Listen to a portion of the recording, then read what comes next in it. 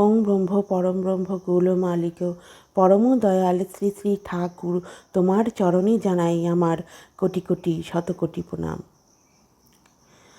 আলোচনা প্রসঙ্গে অষ্টাদশ খণ্ডে প্রবোধদা যখন ঠাকুরকে প্রশ্ন করছেন, আমাদের মধ্যে তো বহু রকম ভাব, তাহলে মরার সময় কোন ভাবটা থাকে?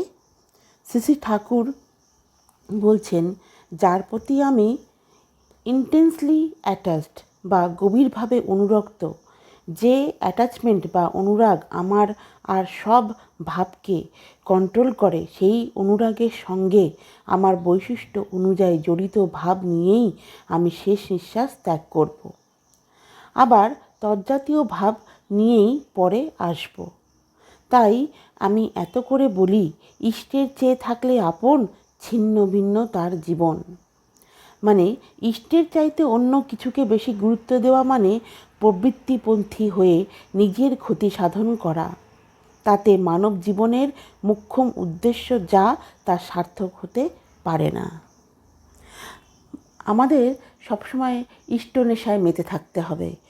সবসময় মনে ঠাকুর ঠাকুর ঠাকুরের জন্য কি করব, ঠাকুরকে কি করলে খুশি রাখতে পারবো, ঠাকুরকে কিভাবে ভালোবাসবো, ঠাকুরের যজন যাজন ইষ্টভীতি কীভাবে করব, সবাইকে কিভাবে বোঝাবো ঠাকুরের দীক্ষা নিতে। তো এই কাজগুলো বা এই কথাগুলো ভাবা মানেই ইষ্টের কথা ভাবা।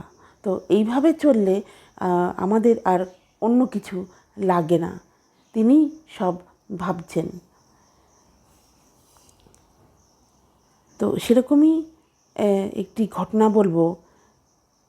দিলীপ দাস, যিনি ঠাকুরের পরম ভক্ত ছিলেন এবং সারা জীবন তিনি ইষ্ট নেশায় মেতেছিলেন। তো এই ইষ্ট নেশায় মেতে থাকার ফলে তার জীবনে যে কত বড় প্রাপ্তি ঘটেছিল এবং যম ভীতি থেকে তিনি দূরে আসতে পেরেছিলেন শ্রী শ্রী দাদার মাধ্যমে। তো একটি ছোট্ট ঘটনার মাধ্যমে এবং আশ্চর্য ঘটনার মাধ্যমে সেটি বলবো। এবং স্মৃতি দাদা যে আমাদের ভগবান, জ্যান্ত ভগবান ছিলেন এবং বর্তমানে পরম পূজ্যপাদ পরম পূজনীয় শ্রী শ্রী আচার্যদেবও যে আমাদের জীবনে জ্যান্ত ভগবান, তা কিন্তু আমাদের স্বীকার করতেই হবে। অনেকেই হয়তো আমরা সেটা বুঝতে পারি না, জানি না, কিন্তু কিছু কিছু ঘটনার মাধ্যমে কিন্তু তা প্রতিফলিত হয়ই। 2010 সালের ফেব্রুয়ারি মাস বাঁকুড়া জেলার বেশ কিছু নতুন মন্দির উদ্বোধন করতে সকল পরিবারের সকলকে নিয়ে পরম পূজ্যপাদ শ্রী শ্রী দাদা এলেন বাঁকুড়ায়। তো বাঁকুড়ার সমস্ত মানুষকে ইষ্ট নেশায় মাতিয়ে দেওঘর ফেরার পথে শ্রী শ্রী দাদার গাড়ি যখন দুর্গাপুর ব্যারেজ পেরিয়ে গতি তোলার আগেই থেমে গেল। কারণ শ্যামপুর কলোনির মুখে বড় রাস্তায় কমল ভৌমিককে সাথে নিয়ে হাত জোর করে দাঁড়িয়ে আছেন দিলীপ দাস। অশক্ত শরীর নিয়ে বেশ কিছুদিন দেওঘর যেতে পারেন না। তাকে এভাবে দেখে রাস্তার ধারে করজোড়ে দাঁড়িয়ে থাকতে শ্রী শ্রী দাদা বিঙ্কিদাকে গাড়ি থামাতে বলেন। দিলীপ দাস অশ্রু সজল চোখে শ্রী শ্রী দাদার দেব প্রতিম মুখের দিকে তাকিয়ে কাতর প্রার্থনা জানালেন, আগে আমার শরীর তো খুবই খারাপ, জানি না কবে আবার ঠাকুরবাড়ি যেতে পারবো। দয়া করে আপনি যদি একবার দক্ষিণ দুর্গাপুর মন্দিরে আসেন। তো শ্রী শ্রী দাদা এক সুন্দর হাসি হেসে বললেন, এবার হয়তো যেতে পারবো না, পরের বার আসবো। এই অমিয় আশ্বাস পেলেও কিছুটা দিলীপ দাস বিষণ্ণ মন নিয়ে ফিরে এলেন। মন্দিরে আবার আসলেন। তো তার মনে খুব দুঃখ হলো যে ঝিরি দাদা আসতে পারলেন না।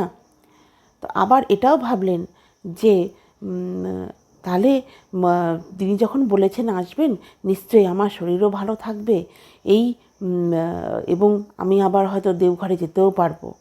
তো এই একটা অফুরান প্রাণ প্রাচুর্যের কথা মনে করতে লাগলেন মন্দিরের সিঁড়িতে বসে। আমরা সাধারণ মানুষরা চাই জীবনের সব সমস্যার সমাধান, কিন্তু যাদের জীবনে মানুষের ভগবান নেই তারা সেই সব সমস্যা থেকে মুক্তি পাবে কি করে? শ্রী দাদা হলেন সেই ভগবান, যেটা আমি আগে বললাম। মানুষের সমস্যার সমাধানে যিনি বিরক্তি দেখান না, ক্লান্তিহীন, বিরামহীন। মানুষের যদি শান্তি হয়, তিনিও যেন শান্তি পান। যতক্ষণ না তাদের স্বস্তি দিতে পারছেন ততক্ষণ পর্যন্ত তার স্থিরতা নেই।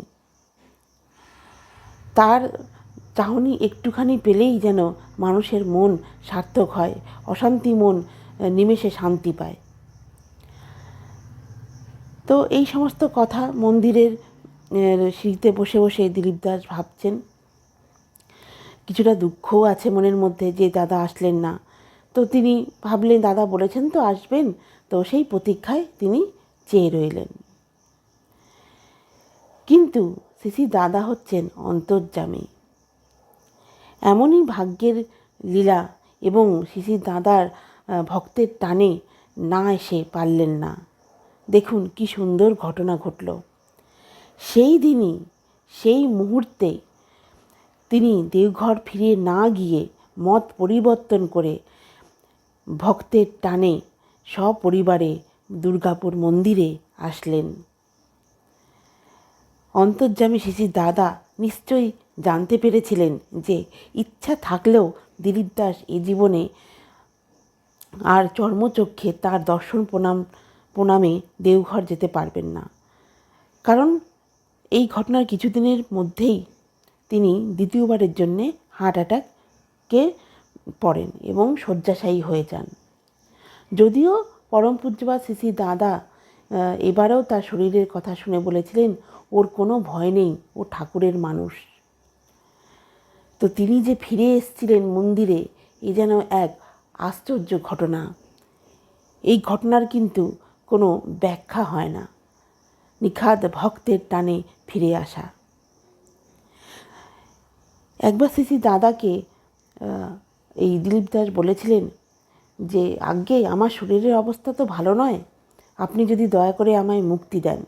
তখন শ্রী দাদা বলেছিলেন ঝড়ঝঞ্ঝা যখন আসে তখন উঁচু পাহাড়ের উপরই তার প্রভাব বেশি পড়ে, আর পাহাড় তা সহ্য করে বলেই সমতলের জীবজগৎ রক্ষা পায়। আপনার এই অসুস্থতা ও শারীরিক কষ্ট যদি আপনার সন্তানদের হতো তাহলে কি খুব মঙ্গলজনক হতো? আপনি হিমালয়ের মতো সব দুর্যোগ নিজের বুকে পেতে সামলাচ্ছেন, এই তো পরম আনন্দের, পরম সুখের, তাই নয় কি? এই হচ্ছে শ্রী দাদা। তিনি পারবেন বলেই ভগবান তার উপর দিয়ে সমস্ত দুর্যোগ ঝঞ্ঝা কাটিয়েছেন। 2014 সালে তিনি দিলীপ দাস মহাশয় এই ইহলোক ছেড়ে গত হয়েছেন। তিনি প্রয়াত হন 2014 সালের 20 ফেব্রুয়ারি। এই হচ্ছে ভক্তের টানে ভগবান না এসে পারে না। আজ এই অবধি। সবাই ভালো থাকবেন, সুস্থ থাকবেন। জয় গুরু, বন্দেই পুরুষোত্তমম।